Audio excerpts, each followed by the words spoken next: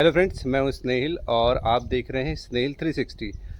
आज की वीडियो में हम बात करने वाले हैं बटेर पालन के लिए कौन सा सही मौसम होता है। मेरे पास काफ़ी सारे कॉल आते हैं कि सर हम बटेर पालन करना तो चाहते हैं पर किस मौसम से स्टार्ट करें। तो देखिए, बटेर पालन के लिए अलग अलग मौसम हो सकते हैं आपकी प्रायोरिटीज़ के हिसाब से।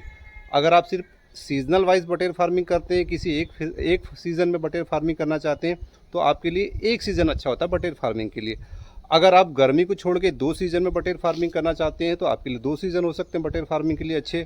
अगर आप साल भर बटेर फार्मिंग करना चाहते हैं तो उसके लिए कैसे आपको बटेर पालन में क्या मैनेजमेंट रखना है, वो आप पे डिपेंड करता है कि आप साल भर करके कैसे मैनेजमेंट को रख के आप पूरे साल भर बटेर फार्मिंग कर सकते हैं। लेकिन अगर कोई बटेर फार्मिंग की शुरुआत करना चाह रहा है तो उसको किस मौसम में करना चाहिए, और अगर कोई सिर्फ सीजनल धंधा करना चाहता है बटेर का तो उसको किस मौसम में करना चाहिए, तो इस विषय में आज हम बात करने वाले हैं आज के वीडियो में। सबसे पहले बात करते हैं उन लोगों की जो बटेर का सीजनल धंधा करना चाहते हैं, सिर्फ एक मौसम में धंधा करना चाहते हैं, तो उनको बटेर पालन किस मौसम में करना चाहिए जिससे कि उनको ज़्यादा प्रॉफिट हो। देखिए, अगर आप बटेर पालन एक मौसम में करना चाह रहे हैं तो आपके लिए सबसे बेस्ट मौसम है ठंडी का।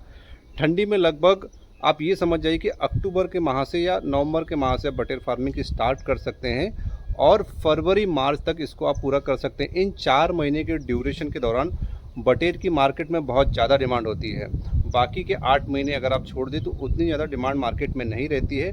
बारिश में भी रहती है लेकिन थोड़ी कम रहती है। ठंड में बहुत ज़्यादा डिमांड रहती है, हर तरफ मार्केट में आपको इसकी डिमांड मिलेगी। लेकिन ठंड में जो सीजनल धंधा करना चाहते हैं उनके पास एक्सपीरियंस होना चाहिए बटेर की फार्मिंग का, क्योंकि ठंड में सबसे ज़्यादा दिक्कतें आती है वो ब्रूडिंग की आती है, क्योंकि टेम्परेचर इतना डाउन रहता है कि आपको बटेर के बच्चे को संभालना, खास करके डे वोल्ड जो चिक्स रहता है हमारा, एक दिन का चिक्स, उसको संभालना अगले 3 दिन तक, जब तक कि उसके शरीर में बाल ना आ जाए, तो काफ़ी दिक्कत का काम होता है। अगर आपको एक्सपीरियंस है बच्चे को संभालने का, ठंड में ब्रूडिंग का एक्सपीरियंस है, तो आप सीजनल धंधा 4 महीने का करके आप अच्छा खासा पैसा कमा सकते हैं, क्योंकि इस टाइम पे मार्केट में बहुत ज़्यादा डिमांड रहती है।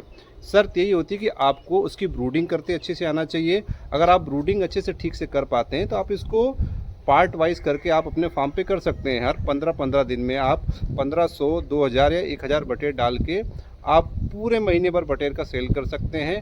हर 15 दिन में या 10 दिन में आपके पास बटेर की लॉट निकलेगी, जिससे पास आपकी इससे अच्छी खासी इनकम आती रहेगी। और बटेर का जो प्रॉफिट है, जो थोक में भी प्रॉफिट है, लगभग ठंड के आसपास 20 रुपये पर पीस के आसपास रहता है और चिल्लर में लगभग 30 से 35 रुपये के आसपास रहता है। तो ठंड के सीज़न में प्रॉफिट भी ज़्यादा रहता है और डिमांड भी ज़्यादा रहती है। तो हम बात करते हैं ऐसे लोगों के लिए जो बटेर फार्मिंग की शुरुआत करना चाहते हैं। जो बटेर फार्मिंग की शुरुआत करना चाहता है उनको मैं सजेस्ट करूंगा कि वो बारिश के मौसम से बटेर पालन स्टार्ट करें। देखिए, गर्मी के मौसम से में भी आप बटेर फार्मिंग कर सकते हैं, लेकिन गर्मी में काफ़ी ज़्यादा उमस होती है तो उससे भी बटेर के चिक्स को प्रॉब्लम होती है।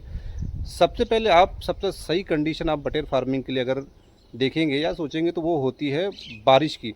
बारिश के समय पे अगर आप बटेर फार्मिंग करते हैं तो आपको थोड़ा सा एनवायरनमेंट से फेवर ये मिलता है कि ना ज़्यादा गर्मी होती है ना ज़्यादा ठंडी होती है। तो आप इस समय पे बटेर फार्मिंग की शुरुआत कर सकते हैं। जो लोग नए लोग हैं बटेर फार्मिंग से जो जुड़ना चाह रहे हैं, वो ठंड के मौसम को छोड़ के, गर्मी के मौसम को छोड़ के बारिश के मौसम में ठंड के बटेर की फार्मिंग स्टार्ट करें और कम बच्चों से करें। जो लोग 1000 से करना चाह रहे हैं, 500 से करना चाह रहे हैं, उनसे मैं यही चाहूँगा कि वो 300 बच्चे से स्टार्ट करें। अपना इन्वेस्टमेंट कम बच्चों से स्टार्ट करें और हर 20-20 दिन में 300-300 बच्चों को अपने फार्म में लेके आए और उनकी ब्रूडिंग करना सीखे। एक साथ इन्वेस्टमेंट ना करें, इन्वेस्टमेंट को थोड़ा कम करें, चिक्स की संख्या को थोड़ा कम करें और 15 से 20 दिन में ब्रूडिंग का एक सर्कल चलाया, ताकि आप जो बच्चा एक साथ पालना चाह रहे थे उसको 3 बैच में पालेंगे तो आपको ब्रूडिंग का एक्सपीरियंस भी आएगा। और जैसे जैसे आपका समय बीतता जाएगा, जब आप ठंड के मौसम में पहुंचोगे तो आपके पास एक्सपीरियंस अच्छा होगा बटेर की ब्रूडिंग का, बटेर को चिक्स को पालने का, तो आप ठंड के मौसम में उसका फ़ायदा अधिक उठा पाएंगे।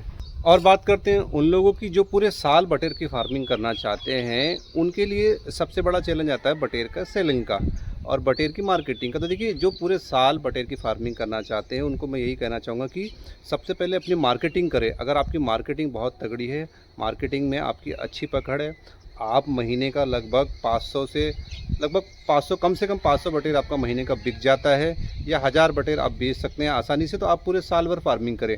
जिन लोगों के पास पूरे साल भर का मार्केट होता है, उनको बटेर फार्मिंग पूरे साल भर करने में बड़ी आसानी होती है और उनको प्रॉफिट भी ज़्यादा होता है उनका, क्योंकि उनका माल पूरे साल भर निकलते रहता है। देखिए, इसके बटेर का प्रमुख सीज़न तो हम ठंड और बारिश को ही मानते हैं, लेकिन जिनके पास मार्केट अच्छा है, जिनका मार्केट बड़ा है, वो गर्मी में भी कर सकते हैं। जैसे हमारे यहाँ हम अपने फार्म पे पूरे साल भर फार्मिंग करते हैं, क्योंकि हमारे पास गर्मी में भी हमारा बटेर सेल हो जाता है। जितना ठंड में होता है उतना तो नहीं होता, लेकिन कुछ ना कुछ हमारा बटेर हमारे पूरा साल भर निकलते रहता है, वो गर्मी में भी निकलता रहता है रोज़। जैसे मैंने आपको अपने कुछ वीडियो में भी ये बताया कि हमारे फार्म से चिल्लर में बटेर हमेशा रोज़ बिकते रहता है, कभी 20 पीस, कभी 25 पीस, कभी 30 पीस, कभी ज़्यादा भी बिकता है। और साथ ही साथ हम थोक की भी जो है सेलिंग करते हैं। तो इस तरीके से अगर आप मार्केट बनाते हैं कि आपको पूरे साल बटेर की फार्मिंग करना है, तो आपको उसकी सेलिंग पे ध्यान देना होगा, मार्केटिंग पे ध्यान देना होगा। देखिए, वीडियो के अंत में मैं आपसे यही कहना चाहूँगा कि बटेर फार्मिंग हर कोई इंसान कर सकता है, क्योंकि इसमें लागत बहुत कम आती है।